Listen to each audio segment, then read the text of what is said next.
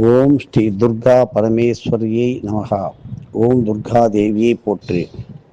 நாளை மார்கழி மாதம் 29ஆம் தேதி, ஆங்கிலம் 11/13/2026 செவ்வாய்க்கிழமை தசமி திதி கூடு வருகின்ற நாளிலே காவல்துறையில் உள்ளவர்கள், குறிப்பாக உயர்நிலையில் உள்ளவர்களுக்கு மிகவும் நல்ல நாள். இதை கடைபிடிக்கும் பொழுது எத்தனையோ எதிர்ப்புகள், குறைகள், விட்டு போதல் எதிர்காலத்திலே ஒவ்வொரு காவல்துறைக்கும் பெரும் தேவையற்ற பதில் சொல்லும் நிலை வரும் என்று சித்தர்கள் உரைக்கின்றார்கள். தான் செய்த நல்ல காரியத்திற்கு மதிப்பு மரியாதை இல்லை என்றாலும், அவர்கள் செய்த காரியம் நல்லதாக இருந்தாலும் தேவையற்ற குழப்பங்களை உண்டு பண்ணி அவர்களுடைய பெயரை கெடுக்கும் நாளாக எதிர்காலத்திலே வரும் என்று சித்தர்கள் பலமுறை உரைத்து கொண்டு வருகின்றார்கள். அப்படி வரும்போது நாளானது நம்மை தாக்காமல் இருப்பதற்கு நாம் வழிபட வேண்டிய ஆலயம்தான் குன்றில் இருக்கும் முருகன்.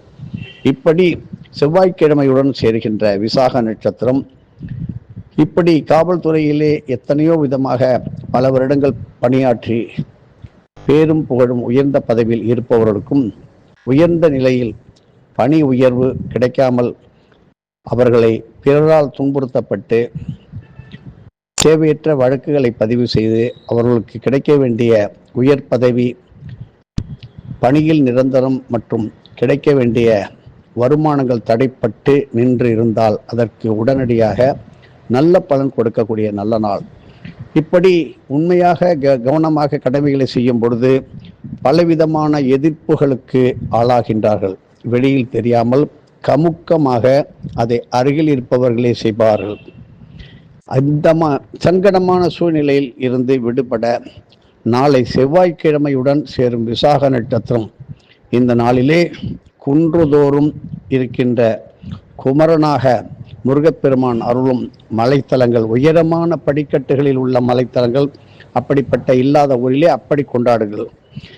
குறிப்பாக கரூர் அருகில் வட்டமலை, சென்னிமலை, பழனிமலை, திருப்பரங்குன்றம், சுவாமிமலை, தேனிமலை, குன்றக்குடி, திருக்கோலக்குடி, புதுக்கோட்டை அருகில் தபஸ்மலை, செட்டிக்குளம், விராலிமலை, மருதமலை, திருத்தணி, சென்னை அருகில் திருப்போரூர், தொழுப்பேடு போன்ற ஸ்தலங்களிலே கிரிவலம் செய்து செவ்வாழை கறிகளை தானமாக அளித்து வருவதால் உங்களது எதிரி உங்களை விட்டு ஓடுவான். உங்களுக்கு கட்டுக்கு அடங்காமல், கட்டுப்படாமல் பொய் தகவல்களை பரப்புகின்றவர்கள் உங்களை விட்டு விலகி மனம் திருந்தி வாழ்வார்கள். இதனால் பலவிதமான எதிர்ப்புகளில் இருந்து மீண்டு வருவதற்கு நல்ல வழி பிறக்கும். இப்படி குன்றுதோறும் இருக்கும் குமணன் குன்றம் எத்தனையோ மலைத்தலங்கள் திருக்கணித முறைப்படி விசுவாவசு வருஷமான மார்கழி மாதம் 29ஆம் தேதி வருகின்ற நல்ல நாளான இந்த காலத்திலே நீங்கள் இதை செய்து வந்தால் உங்களுக்கு அற்புதமான நல்ல பலன்கள் கிடைக்க காத்து கொண்டிருக்கின்றது. காவல்துறையிலே மிக மிக கவனமாக இருங்கள். எந்த தஸ்தாவேஜிலும் வருகின்ற வியாழக்கிழமை அன்று 15/1/2026 மிக மிக கவனமாக இருக்க வேண்டும். எந்த முடிவையும் நீங்கள் ஆலோசித்து செய்ய வேண்டும். முடியாவிட்டால் அதை முதல் நாளோ அல்லது மறுநாளைக்கு அதிகாரிகளின் உத்தரவுப்படி நீங்கள் மாற்றி அமைத்து கொள்ள வேண்டும். இப்படி அரிய சந்தர்ப்பங்கள் காவல்துறைக்கு கிடைக்கின்றது. எதையும் ஒரு குரு நம்பிக்கையுடன் செய்யும் பொழுது அதிலிருந்து நீங்கள் கண்டிப்பாக காப்பாற்றப்படுவீர்கள். காலமானது நல்லதுக்கு காலம் இல்லை என்று சொல்வார்கள். மேலும் இரண்டாவதாக, நாளை எத்தனையோ குடும்பத்திலே பெண்களுக்கு மன கஷ்டங்கள், அந்த மன கஷ்டங்களை பற்றி நாம் பார்ப்போம். இது என்ன என்று பார்த்தால், நாம் அக்னி சம்பந்தமான, நெருப்பு சம்பந்தமான ஒரு பரிகாரம் என்று கூட சொல்லலாம், வழிபாடு என்று சொல்லலாம்.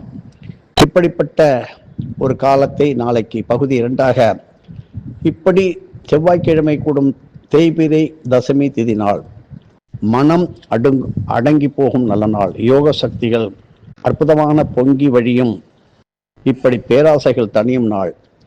இப்படி அந்தந்த நாளுக்குரிய ஆன்மீக பலன்களை, லௌகீகமான பலன்களை பெற வழிவகைகள் உண்டு. உங்களுக்கு தேவையான அத்தனையும் பெறலாம். அந்தந்த நாளிலே குறித்த வழிபாடுகளை முறையாக கடைபிடித்து உரிய தான தர்மத்துடன் செய்வதால் தேவையான பலன்களை நீங்கள் விரைந்து பெறலாம். பொதுவாக நெருப்புக்கு அழுக்கு, ஆசை, பற்று, பந்தம் போன்றவற்றையும் தன்னுள் இட்ட எல்லாவற்றையும் உடனடியாக பஸ்மமாக்கும் யோக அக்னி சக்திகள் உண்டு.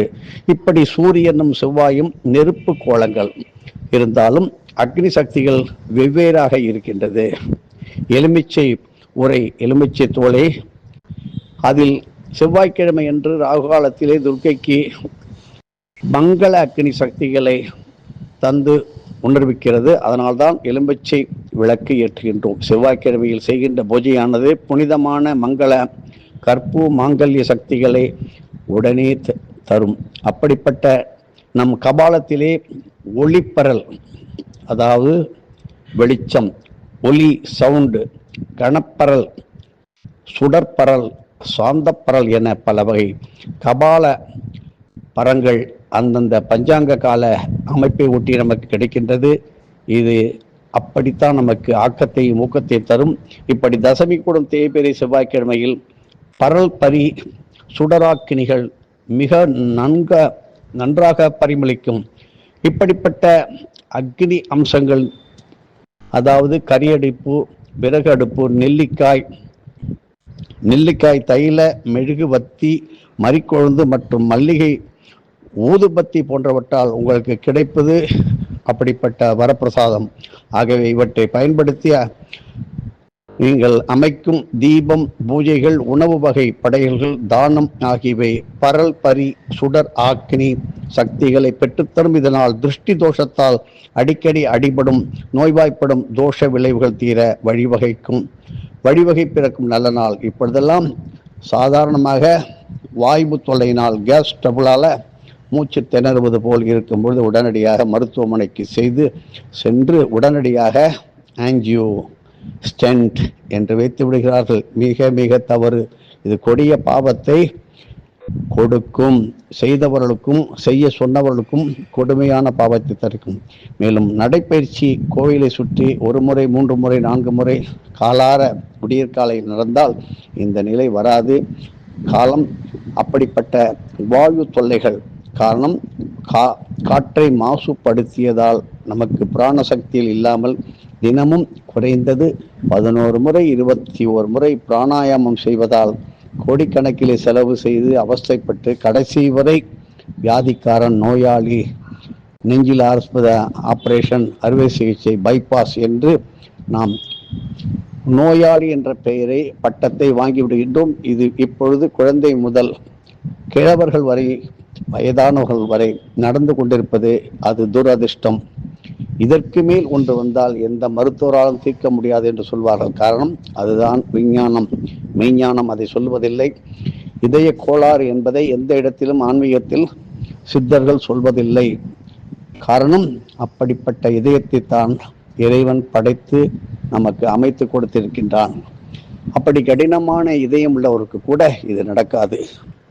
தன் பிள்ளைகள் மெலிந்திருக்கு, அழகா இல்லை, கருப்பா இருக்கு, தலைமுடி வளர்ச்சியே இல்லை, இப்படி போன்ற பல குறைகளை எண்ணி எண்ணி அதற்காக மனசுல புலம்பி வருந்தி கொண்டு இருப்பவர்களுக்கு, மனக்குறையுடன் வாழ்ந்து கொண்டு இருக்கின்ற எத்தனையோ குழந்தைகளை பற்றியே கவலை கொண்ட அத்தனை பேருக்கும் நாளை செவ்வாய்க்கிழமையிலே நீங்கள் தசமி கூடும் தேய்பிறை செவ்வாய்க்கிழமை நாட்களிலும் மறிக்கொழுந்து, மல்லிகை பூக்கள், நறுமண தூபம், நல்ல வாசனையான ஊதுபத்தி மற்றும் பலவிதமான சத்துள்ள மூலிகை உள்ள சாம்பிராணி தூபத்துடன் அதை வீட்டில் போட்டு கோயிலில் தூபம் காட்டி உரிய தான தர்மத்துடன், குறிப்பாக தக்காளி சாதம் செய்து முருகருக்கு அரளிப்பூ மாலை சாற்றி தானத்தை செய்தால் நல்ல வீடு, வாசல், வாஸ்து குற்றங்கள், தோஷங்கள் இவைகள் இல்லாமல் வேலையில் திடீர் என்று வேலை இழப்பு ஏற்படும் நிலை இருக்கின்றபடியால் இதற்கும் ஒரு முன்னெச்சரிக்கையான நடவடிக்கையாக இருக்கும். விசுவாச வருஷம் மாரடி மாதம் 29ஆம் தேதி 13/1/2026 மதியம் 3:18 நிமிடம் வரை தேய்பிறை செவ்வாய்க்கிழமை மற்றும் தசமி சேர்ந்து வருகிறது. இப்படிப்பட்ட நேரத்தில் நீங்கள் இதை செய்யும் பொழுது உங்களுக்கு வேண்டியவற்றை இறைவன் தருவான். உடனடியாக செய்துவிட்டு என்ன பலன் என்று கையிலே ஜாதக கட்டை தூக்கி கொண்டு அலைய வேண்டாம். எதையும் ஒரு ஆழ்ந்த குரு நம்பிக்கை இருந்தால் மட்டும் அது உங்களுக்கு வெற்றியை அதிகமாக தரும். 3 கோடியக்கரையிலே குழந்தைகள் இல்லாத குறை தீர வழிபாடு. செவ்வாய்க்கிழமை நாளை குழந்தை இல்லாத குறைகள் பல குடும்பங்களிலே நிலை வருகின்றது. இது சம்பந்தப்பட்ட தம்பதிகள் மட்டுமல்லாமல் அவர்களுடைய பெற்றோர்களும் பெரும் மனக்குறையாக பேரனிலேயே பேத்தி இல்லை என்று வருந்தி கொண்டிருக்கின்றவர்கள் முற்பிறவிகளிலே செய்த பல தீய செயல்களால் கர்ம வினைகளால் குழந்தை பாக்கியம் இல்லாமல் போய்விடுகிறது.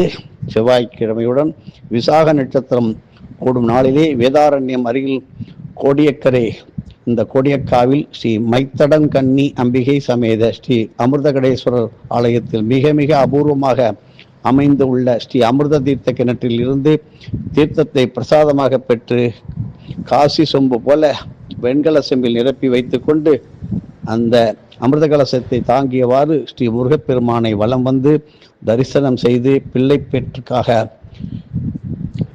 அந்த பிள்ளைப்பேற்று காய் எனப்படும் முழு முந்திரி பழங்களை ஏழைகளுக்கு தானம் அளிப்பதாலும் முழு முந்திரி பருப்பை கலந்த வெண்ணிறமான வெண்பொங்கல் மற்றும் வெண்ணிற பால் பாயசத்தை படைத்து தானம் செய்வதாலும் உடனடியாக குழந்தை கிடைக்கும். எப்படிப்பட்ட குழந்தை இல்லாதவர்களுக்கும் இது நல்ல நாள். ஆனால் போக முடியவில்லையே, வேறுதான் நாள் சொல்லு என்று சொன்னால் அவர்கள் விதியுடன் விளையாடுகின்றார்கள். குரு நம்பிக்கை கிடையாது. வைத்தியனை நம்புவதை தான் முதலாக கொண்டிருக்கிறார்கள்.